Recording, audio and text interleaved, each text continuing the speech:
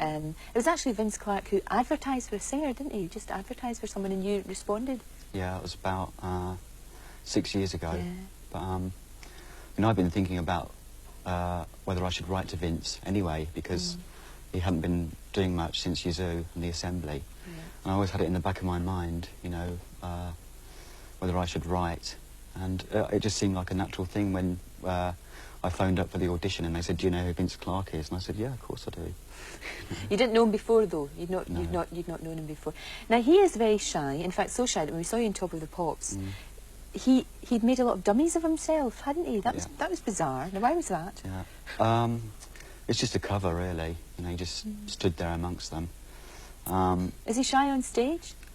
Yeah, he is shy. He's shy in public, but he's not a shy person at all. I mean, when we go out, we were recording in Hamburg, and we go out to the pub afterwards, and he's the one who's like going round everywhere and chatting people up and stuff, you know.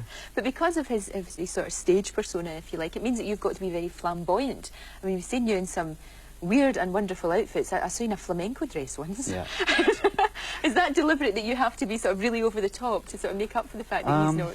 I don't know. I think it reverts back to my childhood, you know, and I mean, I don't really see it as being outrageous at all. I kind of, to me, it's the same as going to the dressing up box and getting loads of stuff out. Right. And, you know, you're allowed to be insane for an hour and a half, you know. Sure. It's like an exorcism. Now, you both don't have a manager, which is quite strange that you don't have a manager. How do you manage to cope with that, as well as the music? I mean, do you look after yourself? Do you do all the sort of fixing dates and things and organising concerts? We don't fix dates or anything. We decide what time we're going to go on tour, you know, which part of the year, when we're going to do the album and things like that.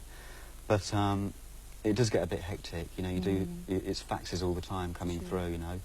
But our record company is still quite small. It's an independent company, Mute. And does that make it a lot easier for you, do you think? Yeah, you don't get all the, I think you're much more, you've got your feet on the ground and you don't, you know, you don't have all the trimmings, the limos and big parties and press conferences and things like that, you know. Yeah, but you wouldn't be comfortable with that, don't you think? I don't think so. No.